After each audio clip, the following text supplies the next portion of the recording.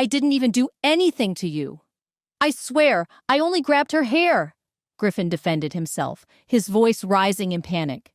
Alaric smacked his forehead, groaning in frustration. You idiot! You must have hurt her. Humans are way more fragile. How many times do I have to tell you that? But Griffin started to protest, only to stop dead as Violet suddenly threw her arms around him. She buried her face in his chest, sobbing like her world had ended. The room went silent. Even Alaric held his breath, staring in disbelief. What was supposed to be an interrogation had completely flipped. Instead of scaring Violet into confessing, she was now the one doing the scaring. Griffin looked totally lost. He was a huge guy, his size intimidating everyone he met. Most people avoided him, too scared to even get close. Only his closest friends, or sometimes girlfriends, ever dared to touch him. What most people didn't know was that Griffin had the softest heart of all the Cardinal Alphas. He was a tough guy with a teddy bear heart. And yet, here was this human girl, someone he had no connection to, clinging to him like he was her lifeline. For over a minute, Griffin stood frozen, unable to process what was happening. But then, shockingly, his huge arms went around Violet. He started patting her back awkwardly, like she was a little kid who needed comforting. Shoot, Griffin muttered apologetically. I'm so sorry, Violet. My mom would be so disappointed if she found out I made a girl cry. His tone was truly sorry as he kept patting her back, his earlier aggression completely gone. Unfortunately for Griffin and Alaric, neither of them knew Violet had been faking the whole thing. Griffin would never have believed her outright, and being stubborn wasn't going to get her out of this mess. So Violet relied on a skill women often had an advantage with: tears, or rather, playing on people's emotions.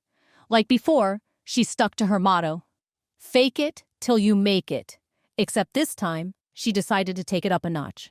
Except what Violet didn't realize was that tapping into her emotional reservoir was a double-edged sword. The moment Griffin wrapped his massive, muscular arms around her, everything shifted. Suddenly, the floodgates opened. The emotions she'd pretended to feel crashed over her like a tidal wave, turning her act into reality.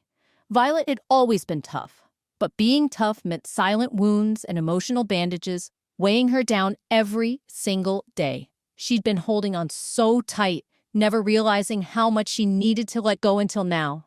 It had all been a lie, every bit of fake strength she clung to. Griffin's hatred, seemingly for no reason, stung more than she wanted to admit.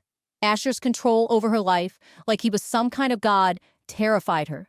And more than anything, Violet was homesick. She missed Nancy, missed their trailer, missed the life she'd left behind. Here she was, stuck in a strange new world with no friendly faces, no comfort, no safety net. Yeah, just like that, Violet, Griffin murmured, his voice soothing. His huge hand stroked her hair, and the feeling was surprisingly comforting. Let it all out. It's good for you. Let it flow. And just like that, tears streamed down Violet's face, her sobs turning into ragged gasps. You're safe, he whispered, his voice totally sincere. I won't hurt you again. Even through her tears, Violet felt the truth in his words. Griffin's voice held no meanness now, only a weird gentleness she hadn't expected. Meanwhile, Alaric stood nearby, staring at the scene with a slightly horrified expression. He had no idea what was going on. Relief flickered across his face. At least there wasn't a fight. Not that he would have let it happen. Even Alaric had his limits. Still, this was something else. As he watched Violet, a growing suspicion crept into Alaric's mind. First Asher, now Griffin. It seemed like this girl had them both wrapped around her little finger. Alaric didn't like it, not one bit. Violet stared at her reflection in the restroom mirror, the cold water running over her hands unnoticed. Her mind replayed the scene in the classroom. She'd gotten away, mostly unscathed.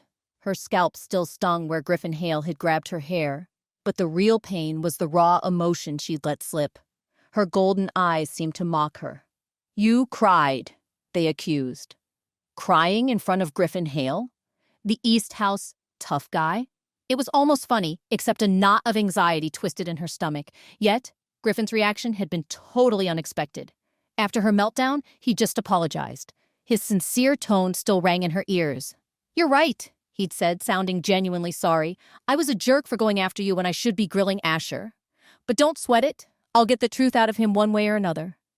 Then, like a knight in shining armor making a grand vow, he'd added with fierce determination, "If you ever need my help or want to switch houses, just come to me.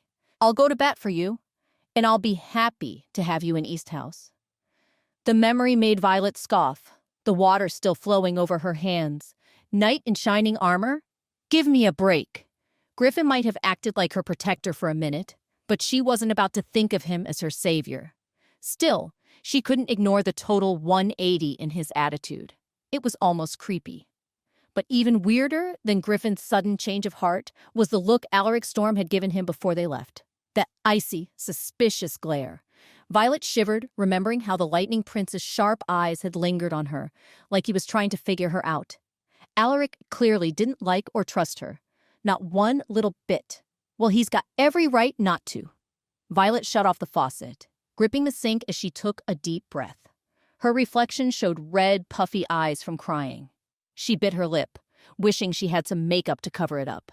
She couldn't go to her next class looking like this. The last thing she needed was for people to think she was a crybaby. She wasn't weak.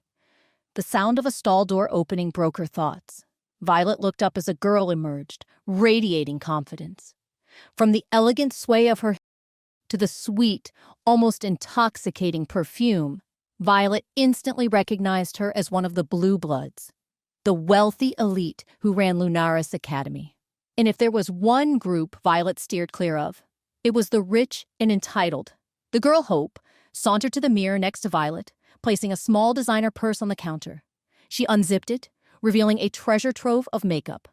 Violet couldn't help but stare as Hope pulled out a sleek tube of red lipstick and expertly applied it, the color making her full V lips even more striking. She smacked them together with a satisfied smile, the picture of self-assured beauty.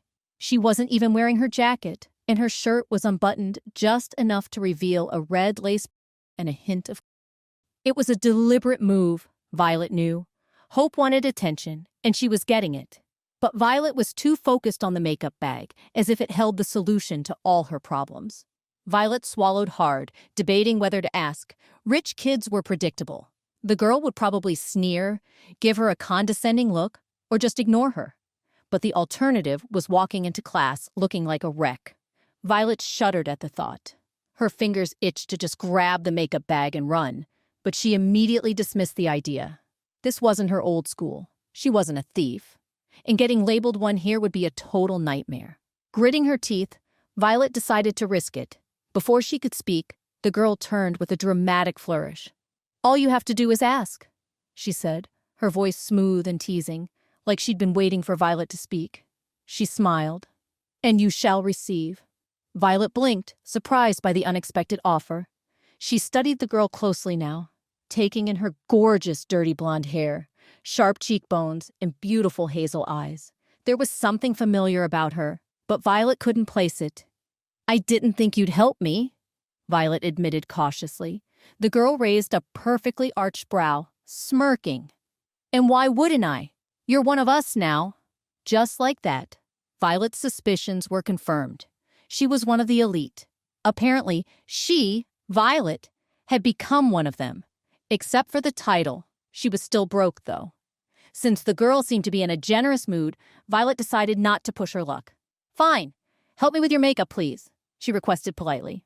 "Sure," the girl said with a casual shrug, "but on one condition, Violet purple." Violet froze, taking a step back. Her wariness wasn't just because the girl knew her name. Practically everyone at Lunaris Academy seemed to. But because she'd learned the hard way that making deals at Lunaris was dangerous. Nothing good ever came of it. The girl seemed to catch her reaction and burst out laughing. "Gosh, your expression is priceless. Don't worry, calm down. I'm not going to demand your firstborn or anything." But her teasing didn't ease Violet's nerves. "Then what do you want?" Violet asked cautiously, her muscles tense, ready to run. The girl smirked, leaning closer. "I'm having a tea party with the girls tomorrow, and I was hoping you'd come." Wait, that's not the end. You've just had a free taste. Now get the full story on the Pocket FM app, link in description. Check out our next video and playlist, and don't forget to like, share, and subscribe.